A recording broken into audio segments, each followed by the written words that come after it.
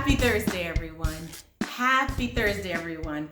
I don't know about you, but I feel like this is probably the most makeup I've worn in about 2 weeks since the last video I did. So I didn't bother changing. This is kind of how I've been rolling these days, a little bit casual. I took off my hoodie and that's as good as it gets these days. But that aside, I have really been thinking about a lot of things. There's so much going on in the world right now. This is not specifically in reference to any of those hot topics right now. We're not going to talk about COVID-19. We're not going to talk about the bad news about racial relations. We're just not going to talk about those today.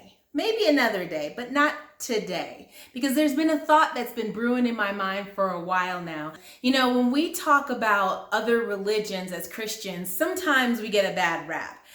People think that all Christians hate all other religious people and all other faiths.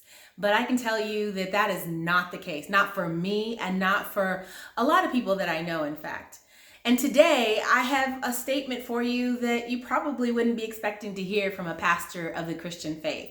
And that is, I have such a respect for Islam and for Judaism and several others in particular. So I have to tell you that as a child who grew up in a household that was not religious, I grew up with this intense appreciation for the idea that we all find our way to God. And I am by no means a universalist, so I don't believe that that means that we all go to heaven. I just know that at some point we find our way to whatever our truth is, to whatever our relationship with God looks like. And for me, the truth of that is Christianity. I believe fully that Jesus is my Savior and that the only way to heaven is through Him. There is no question in my mind that that is the truth. I also understand that as strongly as I believe that Jesus is the only way, there are many people who believe other things just as strongly. And one of the things that made me appreciate other religions, I realized over time that I did not have to agree with another person's point of view in order to have full and total respect for how they express those point of view.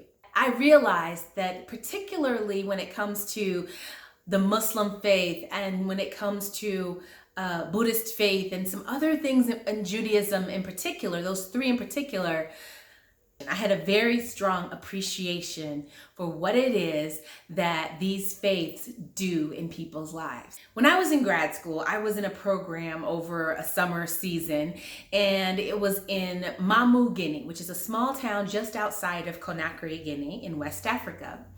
And I remember it was probably the first time that I lived in Africa as an adult and that I was visiting as an adult by myself.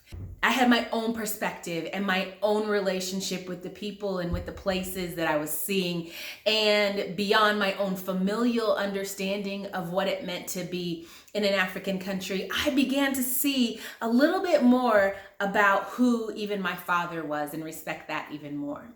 One of the things that really drew me to this conclusion of respect was every morning at dark 30, the big alarm would sound across the town. And this alarm would say the prayers of the Muslim religion. Now, I don't know what those prayers are. I don't know a lot about the Muslim religion. But I do know that it impressed something in my mind, because every morning a whole group of people, a community of people, stood committed to their faith. And even though that's somewhat religious, I began to reflect on my own walk with Christ and how I was not as dedicated to my walk with Christ as I was seeing these men and women and children be in their dedication to their walk towards the Quran. I wanted to be like that for my faith. People had such great discipline, and that countries even and cities could be formed under this umbrella of religion. Makes me think about how America at some point was considered a Christian nation. And for some people, it probably still is that. but has so much gone away from that. I think part of it is this understanding that we have no tolerance and no respect for other people's points of view, and that we really don't also commit ourselves to our own faith in real and tangible ways. That's not to say that we are not lovers of God. That's not to say that we are not real worshipers. But I do think it calls us to account, and it says we could do more.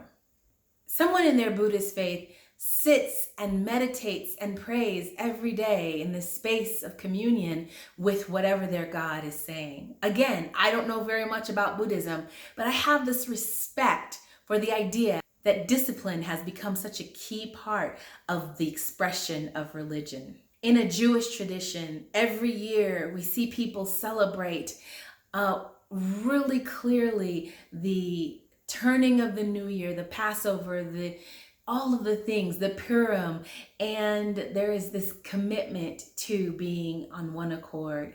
And even if you have not been doing all the things all year long for your Jewish faith, I see so many people who reconnect, just like a Christmas, Easter, Mother's Day type Christian. But it's again this respect for this discipline and for tradition. In this season where we have been drawn to think more about other people and to hopefully bond ourselves more in love and in care, this is the thought that's been at the top of my mind. How can we respect one another? Is there something that you say or do that excludes you from being able to really see somebody else clearly? If somebody says something about someone who's Muslim or who's Hindi, do you automatically cast a shade over whatever it is that they think or do? Hey, listen, we don't have to agree with one another, but we do have to coexist, and we do have to respect that we have a point of view. So today I want to challenge you. As you go through the rest of this week, as you go into the next week and in the next week after that, I want you to look around at people who think differently from you. Try to see something special in how they express themselves. In particular, if they're of a different faith, try to see something good, even in their faith. I remember when I came to know the Lord, my father said, "Oh, I'm just glad that you at least are only worshiping one God." Thank God for the small things, huh? There are things that we can celebrate with one another in faith. And whenever somebody has any faith, whenever somebody is connected to God in any way, there is an opportunity for love. There is an opportunity for understanding and for caring. Now, I still want everybody to come over to my side and my point of view. But I know that the only way that I can truly see that happen is if I'm a living witness to who God is in my life. If I show kindness, if I demonstrate good behavior, if I say kind things, and if I live in a space of joy and peace that surpasses all understanding, and if I'm respectful of the things that other people are doing, maybe, just maybe, they can see past the dogma that they're hearing in the news. Maybe, just maybe, they can hear past the hate that often permeates through our everyday society. And maybe they'll see that being a Christian is cool. Being a Christian rocks. However it is that you say it. I love my faith. I love my religion. I love we're so different. And I hope that you find a love for faith and a respect for one another this day and moving forward. Just a little something for you to think about. Have a great week on purpose. God bless.